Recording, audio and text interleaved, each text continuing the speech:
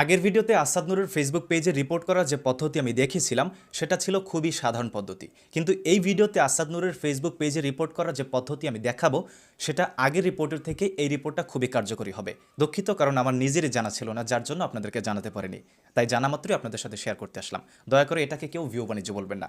তো আমরা সরাসরি ফেসবুকে চলে যাব। তারপর সার্চ অপশনে আসাদ নূরস ব্লগ লিখে সার্চ করলে আসাদ নূরের ফেসবুক পেজটা চলে আসবে। তারপরে তার ফেসবুক পেজে ঢুকে ডান পাশে 3 ডট মেনুতে ক্লিক করব। তারপরে এখানে রিপোর্ট প্রোফাইল নামে একটা অপশন আছে, সেখানে ক্লিক করব। তারপরে এখানে আগের মতোই ভায়োলেন্স অপশনটা সিলেক্ট করব। দেন এখানে ক্রেডিবল থ্রেট অফ ভায়োলেন্স এটা সিলেক্ট করব।